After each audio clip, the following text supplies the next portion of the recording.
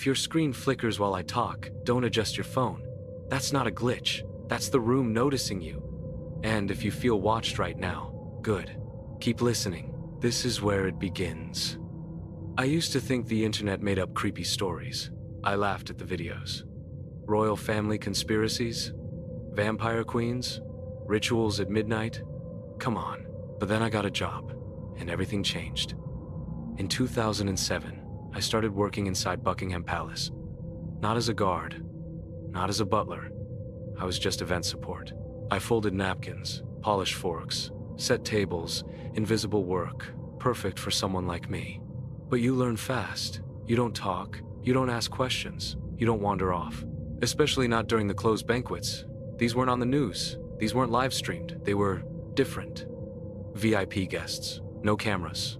The kind of event where the Queen looked like she was frozen in time. I remember one night, clearly. Silent room. The Queen sat at the center. Everyone stared at their plates. But I stared at her. Because something was off. She looked younger than the week before. Straighter posture. Smoother skin. Brighter eyes. And the way she held her glass like it was sacred.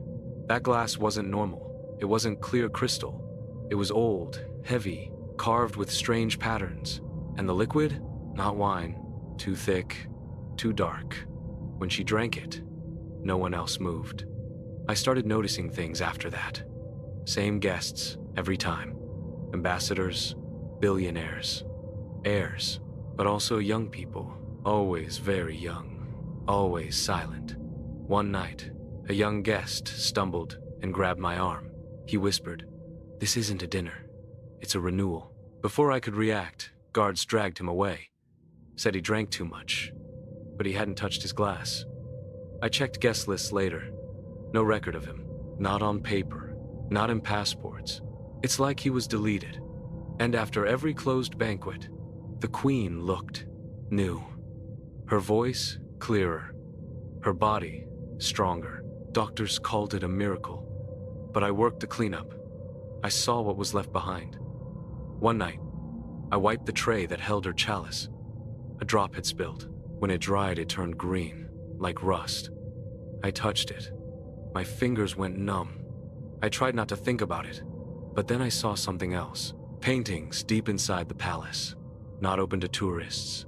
Old royal portraits with strange eyes, yellowish or glowing green. I asked a restorer.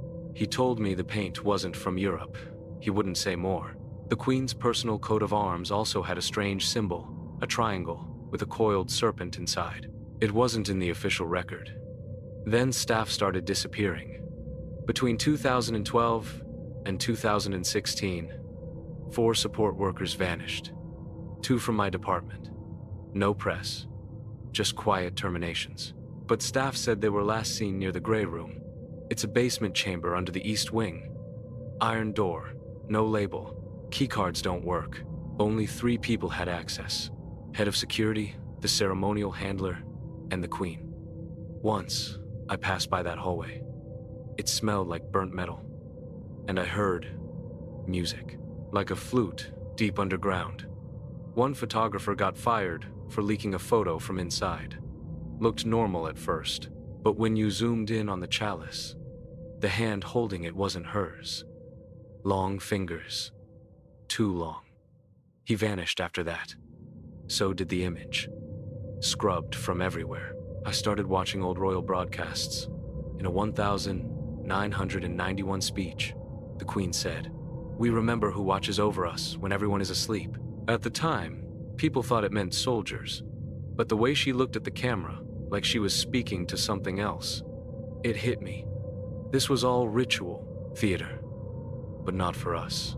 For them. I found a name. In dusty files. In supply logs. In sealed envelopes. Orden Draonis. The Order of the Dragon. At first, I thought it was a myth.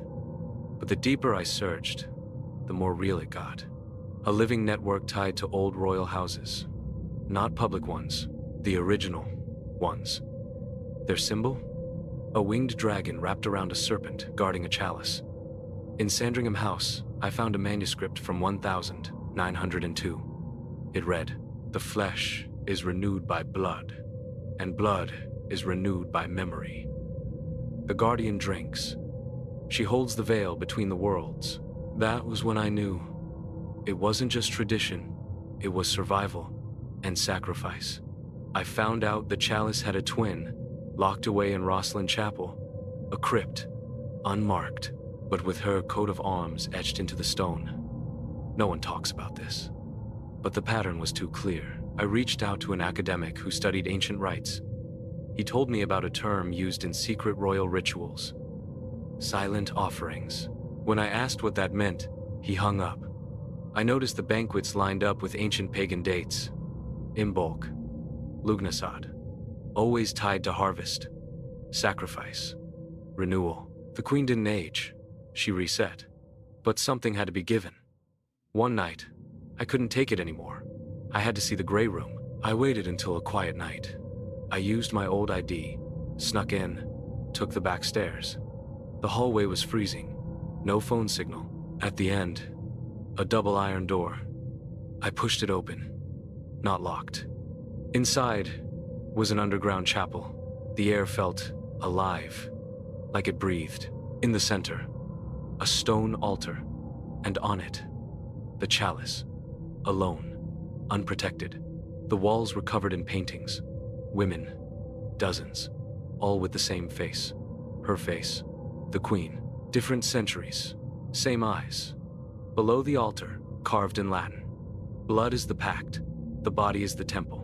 Memory is eternal. I took a picture, a video, or at least I thought I did. Back home, every file was corrupted. Next morning, I got a text from a number I never gave out. "You've seen too much. Stop now." That week, I got called to a meeting. No one was there, just a file. It had my name, attached to jobs I never had, a fake history. On the last page, "You now belong to silence." Since then, my access has been erased. My contacts ghosted. My name wiped from palace records. One coworker finally answered my call. I asked if he remembered the Imbolc banquet. He paused, then said, "Don't call again." 2 days later, his apartment caught fire. Officially, an electrical fault. But the fire report said something else. Multiple ignition points. Human cause. I found a user online, Thomas Grail. Said he worked in the Royal Library. He leaked rituals based on a grimoire called the Book of Saint Cyprian. Then, his post stopped. His friend said Thomas told him, "They don't serve a throne. They serve something much older." An Australian journalist published a piece on missing youths from Commonwealth events, gone by morning, all her accounts deleted. The final straw? The Lady of the Chalice, veiled blood and programmed immortality. It showed slowed-down footage of public ceremonies. Her chalice reflected symbols that weren't in the room: a circle with crossed lines, an inverted star, a symbol of memory transfer through blood, ritual, absorption. The video vanished in under an hour. Then, the message appeared: the chalice has passed. The Queen died in 2022. That's what they told us. But I think it was theater, a transfer, the end of a cycle, because it was never about her. It was about what she kept awake. Sometimes I still smell that room. Hot stone, metal, the weight of silence. And sometimes, in dreams, I hear the word Ananka. If you feel something move inside your thoughts right now, don't ignore it. Like this video, subscribe, leave a comment saying where you're listening from. And remember, if you ever see a lone chalice on a table, do not touch.